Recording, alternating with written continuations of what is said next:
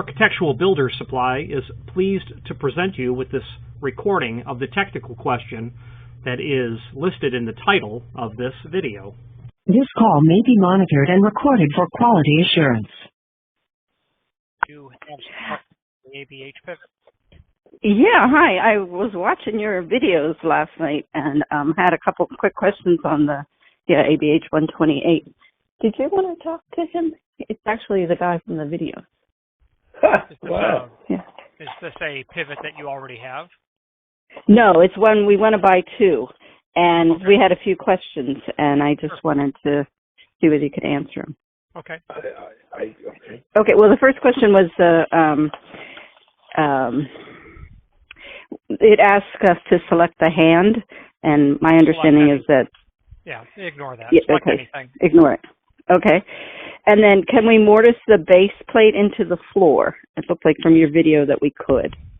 You can. There's nothing that would prevent you from doing that other than it being a dust trap.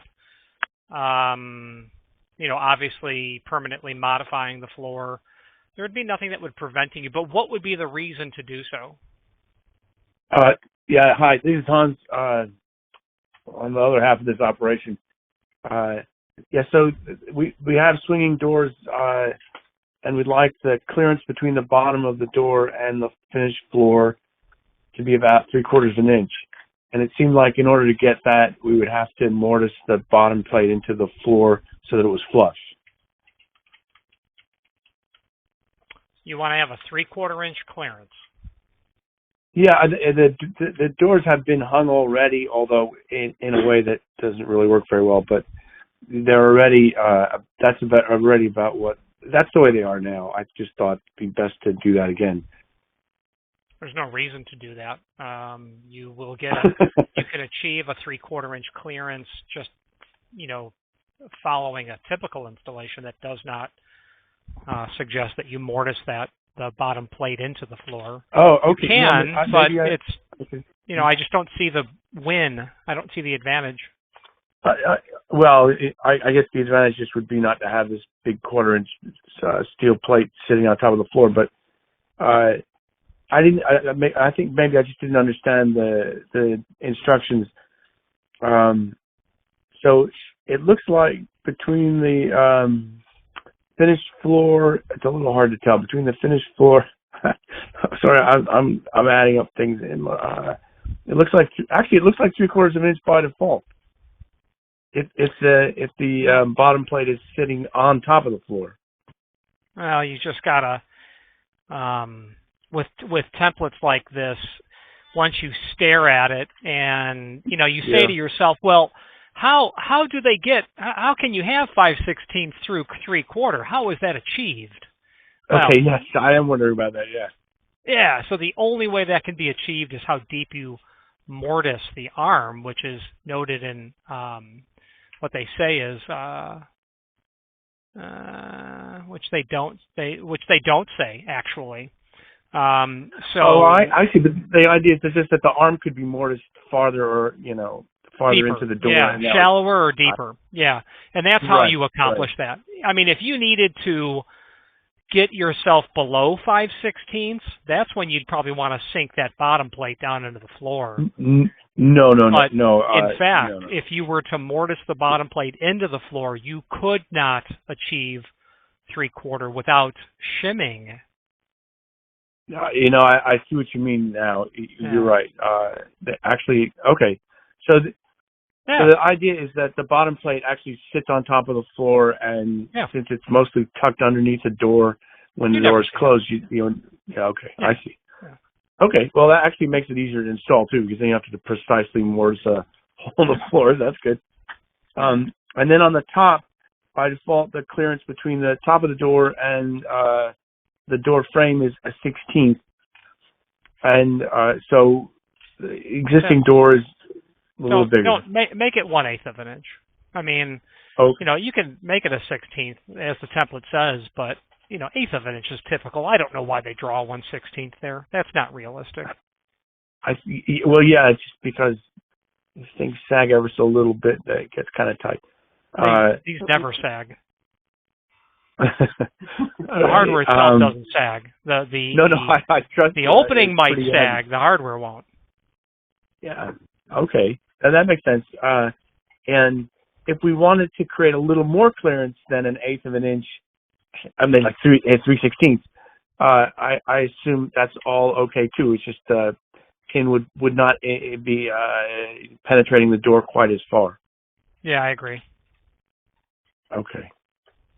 I have to say that between your video and the diagrams and the whole website, this has been night and day from trying to sort this out with other vendors. This is really good.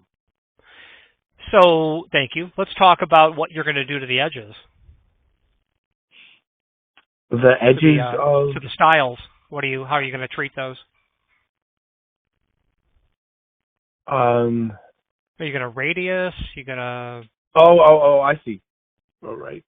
So, unfortunately, because of the way the door was hung the first time around, there's already like 5/16, right?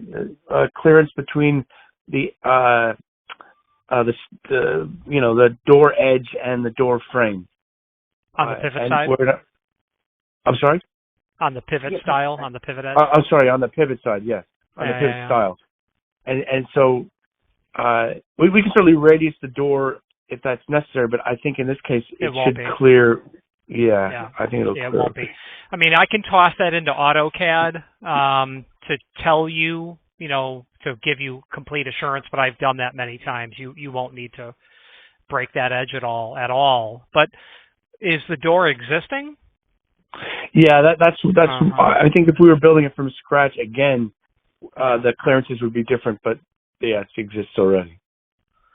Yeah, that's unfortunate. That's a big gap. You can get the tip of your fingers in there. Yeah, exactly right. But it is what it is. Yeah. The current door is hung on these offset hinges that are spring-loaded, and they push the door around with a lot of force, and they screech like a crypt door, and so it's all terrible the way it is. I think this will be a big improvement.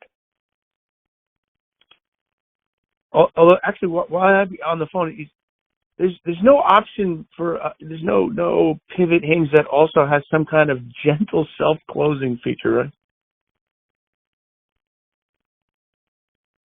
Did we lose him? I think we did. Oh. Well, that was just getting interesting. Sorry. Maybe call back and ask that question. Hello? I think he's...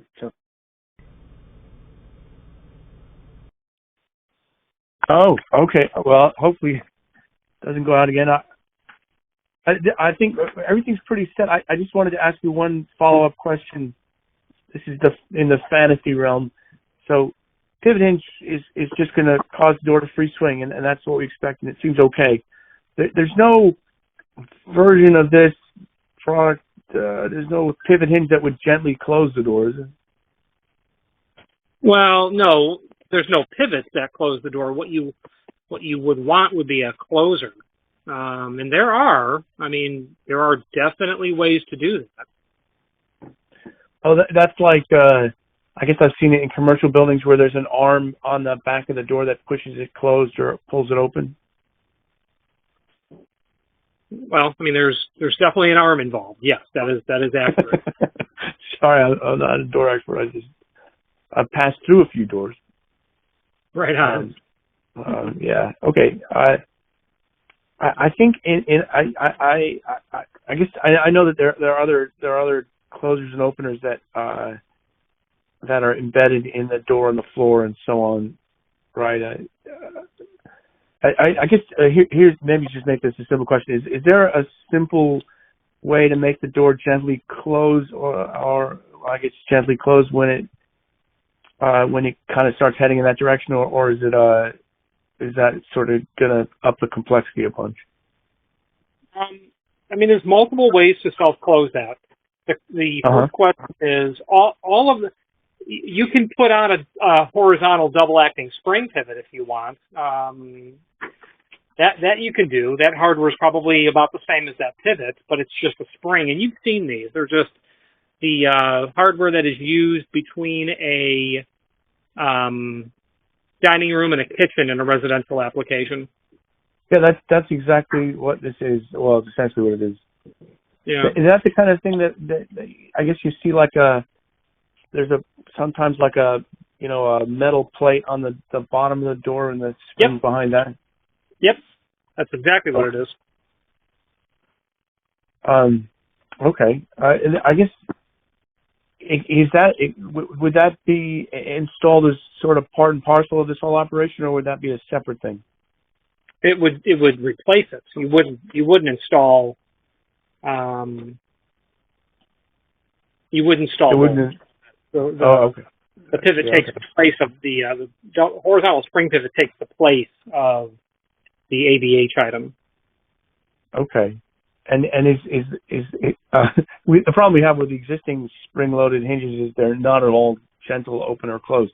They have a lot of force, like you can knock over a small child. That's what you'll encounter with this.